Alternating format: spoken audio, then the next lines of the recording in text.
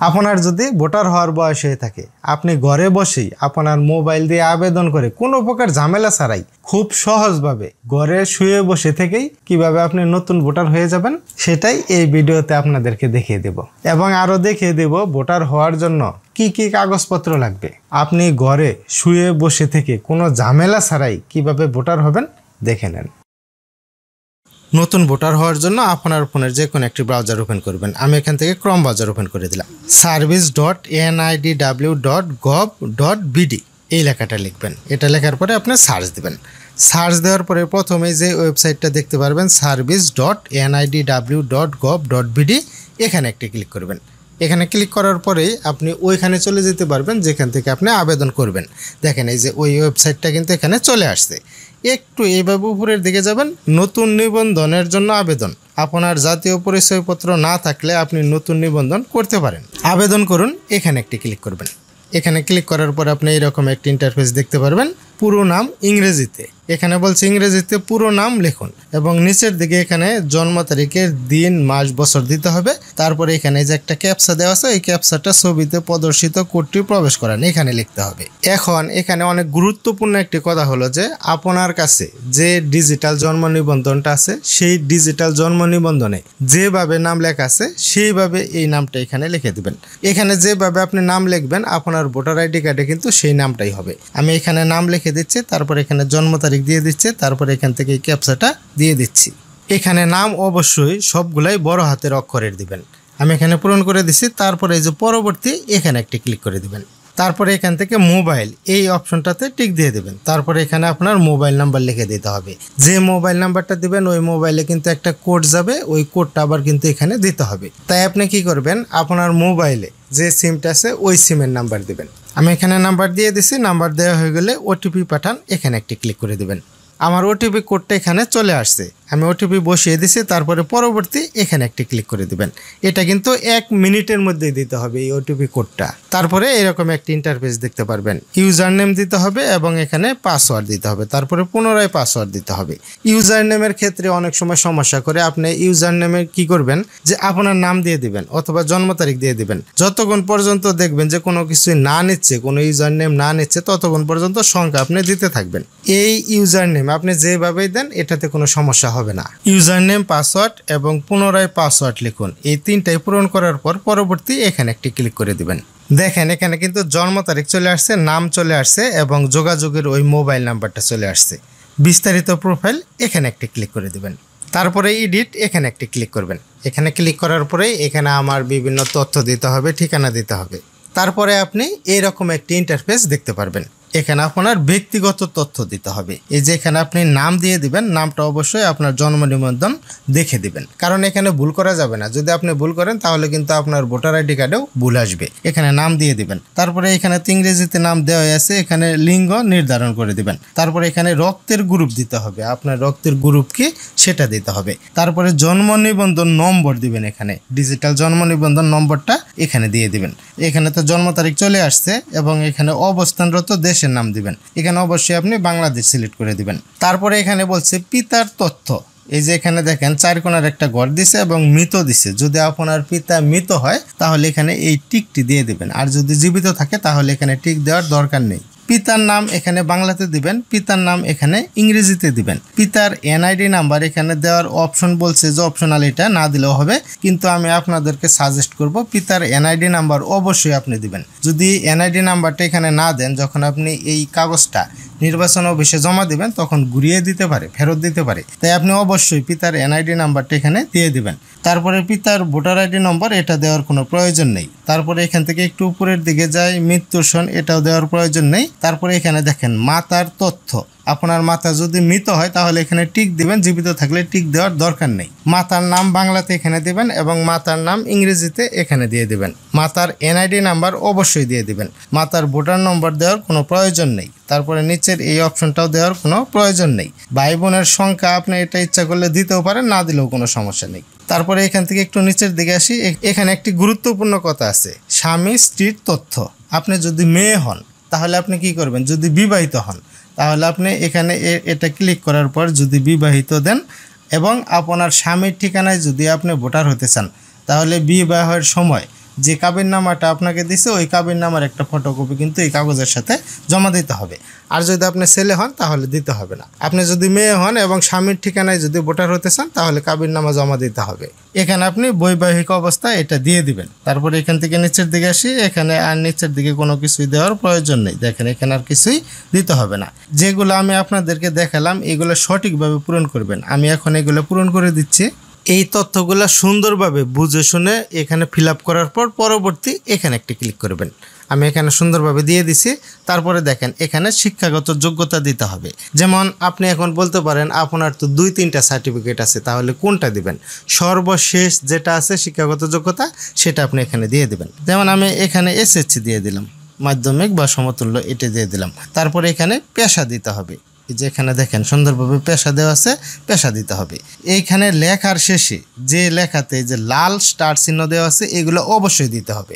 আর যেগুলোতে লাল স্টার চিহ্ন দেওয়া নেই এগুলো না দিলেও কোনো সমস্যা হবে না। এখানে আমি পেশা দিয়ে দিলাম। এখানে যে কোনো একটা পেশা দিলেই হবে। আপনি যেটা করেন সেটা দিয়ে দিবেন। আমি এখান থেকে এটা দিয়ে দিলাম, ব্যবসা দিয়ে দিলাম। তারপরে এখান থেকে আরেকটু নিচের দিকে যাই। দেখেন এখানে নিচের দিকে আসার পর এই যে এখানে ধর্ম দিতে হবে। আপনি কোন ধর্ম? এখান থেকে আমি ইসলাম দিয়ে দিলাম, ইসলাম। তারপরে এখান থেকে আরও নিচের দিকে আসি, এখানে আর কোনো কিছুই দিতে হবে না। এখন এখান থেকে উপরের দিকে যাই। উপরের দিকে মানে এটা দেওয়া আমাদের শেষ। তারপরে পরবর্তী এখানে আরেকটি ক্লিক করতে হবে। এখানে ক্লিক করার পর এইরকম একটি অবস্থান দেখতে পারবেন, অবস্থানরত দেশের নাম। এখানে একটি ক্লিক করবেন। এখান থেকে আপনি বাংলাদেশ সিলেক্ট করে দিবেন। আমি এখান থেকে বাংলাদেশ সিলেক্ট করে দিলাম। তারপরে এখানে দেখেন বর্তমান ঠিকানা দিতে হবে। এই যে এখানে বর্তমান ঠিকানা দিতে হবে।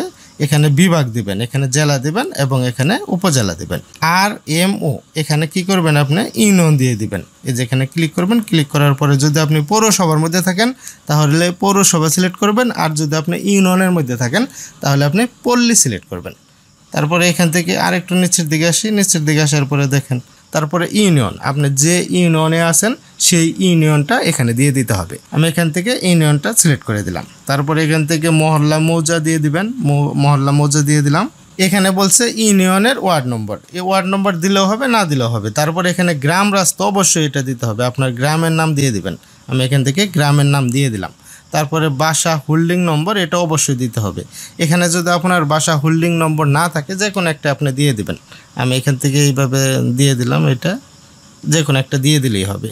তারপরে এখান থেকে একটু নিচের দিকে আসি। নিচের দিকে আসার পরে দেখেন এখানে বলছে পোস্ট কোড। এটা যদি আপনি না বুঝতে পারেন আপনার বাবা অথবা আপনার মায়ের অথবা আপনার বাড়ির যে কারো ভোটার আইডি কার্ডের অপর পৃষ্ঠায় দেখতে পারবেন পোস্ট কোড লেখা আছে, সেটা এখানে দিয়ে দিবেন। এটা না দিলেও সমস্যা নেই। তারপরে এখান থেকে স্থায়ী ঠিকানা দিতে হবে। বর্তমান ঠিকানা যেভাবে পূরণ করলেন ঠিক স্থায়ী ঠিকানা ওইভাবেই পূরণ করে দেবেন। আমি এখানে পূরণ করে দিচ্ছি।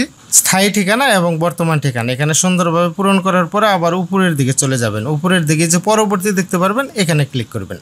এখানে বলছে ভোটার ঠিকানা, মানে আপনি যে ঠিকানায়, বর্তমান ঠিকানা যদি আপনার আলাদা হয়, স্থায়ী ঠিকানা যদি আপনার আলাদা হয়, বর্তমান ঠিকানায় অথবা স্থায়ী ঠিকানায় যে ঠিকানায় আপনি ভোটার হতে চাচ্ছেন সেই ঠিকানাটা এখানে লিখে দিবেন, মানে টিক দিয়ে দিবেন। সেই ঠিকানাতেই আপনি ভোটার হয়ে যাবেন। আমি স্থায়ী ঠিকানাতেই ভোটার হব, কারণ আমার বর্তমান ঠিকানা এবং স্থায়ী ঠিকানা একই। তার জন্য কি করবো, এই যে স্থায়ী ঠিকানা এখানে আমি এই টিকটা দিয়ে দিলাম। টিকটা দিয়ে দেওয়ার পর এখান থেকে এই যে পরবর্তী এখানে একটা ক্লিক করে দেব।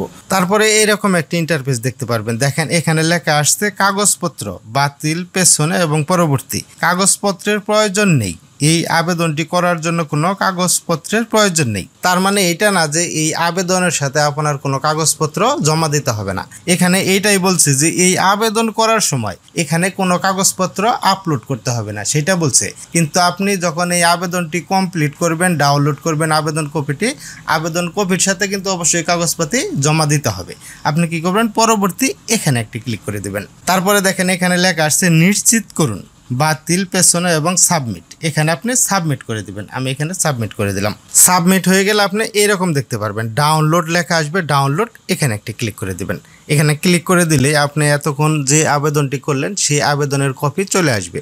এই আবেদন কপিটি ডাউনলোড কমপ্লিট হয়ে গেলে আপনি আবেদন কপির 34 নম্বরে দেখতে পারবেন শনাক্তকারীর ভোটার আইডি নম্বর। এখানে শনাক্তকারীর ভোটার আইডি নাম্বারটা লিখতে হবে এবং 35 নম্বরে দেখতে পারবেন স্বাক্ষর। যে শনাক্ত করবে তার স্বাক্ষর এখানে দিতে হবে। এখন আপনি বলতে পারেন শনাক্তকারীকে আপনার ওয়ার্ডের যে মেম্বার আছে তার ভোটার আইডি নাম্বারটা এখানে নেবেন এবং তার স্বাক্ষরটা এখানে নেবেন। তারপরে একটু উপরের দিকে দেখেন এখানে আছে আবেদনকারীর স্বাক্ষর। যার নামে এই ভোটার আইডি কার্ডটা হবে তার স্বাক্ষর তারপর এখানে দিতে হবে। এখন আবেদন কপির কাজ শেষ, এখানে আর কোনো কিছুই করতে হবে না। এই আবেদন কপির সাথে আরো যেগুলা যুক্ত করতে হবে, আপনার যে ডিজিটাল জন্ম নিবন্ধন আছে সেই ডিজিটাল জন্ম নিবন্ধনের একটা ফটোকপি দিতে হবে, এবং আপনার যদি শিক্ষাগত যোগ্যতার কোনো সার্টিফিকেট থাকে সেই সার্টিফিকেটের একটা ফটোকপি দিতে হবে। এবং অনেকেই বলে থাকেন যে আমার তো 3-4টা সার্টিফিকেট আছে, তাহলে আমি কোনটা দেব? আপনার যদি একাধিক সার্টিফিকেট থাকে তাহলে সর্বশেষ যে সার্টিফিকেটটা আছে সেই সার্টিফিকেটটার ফটোকপি দিবেন। বাবা এবং মায়ের ভোটার আইডি কার্ডের ফটোকপি দিতে হবে। বিদ্যুৎ বিলের কাগজ জমা দিতে হবে। লাস্ট 3 মাসের মধ্যে যে বিদ্যুৎ বিলগুলো আসছে 3 মাসের যে কোনো একটা দিলেই হবে। এখন অনেকেই বলেন যে আমার নামে তো বিদ্যুৎ বিলের কাগজ নেই, তাতে কোনো সমস্যা নেই। আপনার বাবার অথবা আপনার বাড়ির যে কারো নামে বিদ্যুৎ বিলের কাগজ জমা দিলেই হবে। বিদ্যুৎ বিলের কাগজের একটা ফটোকপি করে দিবেন। আপনার বাড়ির ট্যাক্সের কাগজ দিতে হবে। নাগরিকত্ব সনদ দিতে হবে। আপনি যদি ইউনিয়নে থাকেন তাহলে ইউনিয়ন থেকে এই সার্টিফিকেটটা আপনি পেয়ে যাবেন, আর যদি আপনি পৌরসভার আওতায় থাকেন তাহলে পৌরসভা থেকে আপনাকে এই কাগজটা দিবে। রক্তের গ্রুপের কাগজ দিতে হবে। আপনার রক্তের গ্রুপ কি সেটা যদি আপনার না জানা থাকে, আপনি যে কোনো একটা মেডিকেলে গিয়ে রক্ত পরীক্ষা করবেন। পরীক্ষা করার সময় যে কাগজটা দেয় ওই কাগজে রক্তের গ্রুপ লেখা থাকে, ওই কাগজের একটা ফটোকপি দিতে হবে। এবং আপনি যদি মেয়ে হয়ে থাকেন এবং স্বামীর ঠিকানায় যদি আপনি ভোটার হন তাহলে বিয়ের সময় যে কাবিননামাটা দিছে সেই কাবিননামার ফটোকপি দিতে হবে।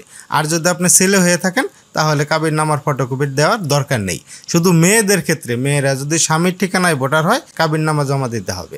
আপনি এর আগে অন্য কোথাও ভোটার হন নাই মর্মে এরকম একটা অঙ্গীকারনামা লাগবে। অঙ্গীকারনামার এখানে আপনার সিগনেচার দিতে হবে। এই অঙ্গীকারনামাটা আপনি যে কোনো কম্পিউটার দোকান থেকে করে নিতে পারেন।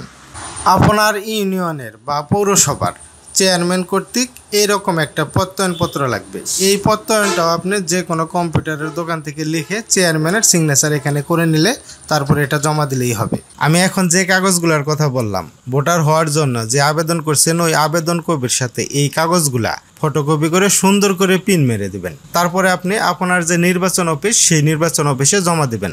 যখন আপনি জমা দিবেন তখন সাথে সাথে আপনার ছবি উঠাইতে পারে অথবা আপনার ফিঙ্গার নিতে পারে। আর যদি সাথে সাথে ছবি না উঠায় বা ফিঙ্গার না নেয় তাহলে আপনাকে একটা ডেট দিবে। সেই ডেটে আপনার যেতে হবে। সেই ডেটে যাওয়ার পরে আপনার ফিঙ্গার নেবে এবং আপনার ছবি উঠাবে। ফিঙ্গার নেওয়া এবং ছবি উঠানোর কাজ কমপ্লিট হয়ে গেলে আপনার ভোটারের আবেদন কমপ্লিট। এইগুলা জমা নেওয়ার পরে আপনাকে একটা স্লিপ দিবে। ওই স্লিপ দিয়ে আপনার ভোটার আইডি কার্ড ডাউনলোড করতে হবে। আপনার ভোটার আইডি কার্ডটি যখন তৈরি হয়ে যাবে তখন আপনার মোবাইলে একটা মেসেজ চলে আসবে। আপনি আবেদন করার সময় যে মোবাইল নাম্বারটা দিয়েছিলেন ওই নাম্বারে একটা মেসেজ চলে আসবে যে আপনার ভোটার আইডি কার্ড তৈরি হয়ে গেছে।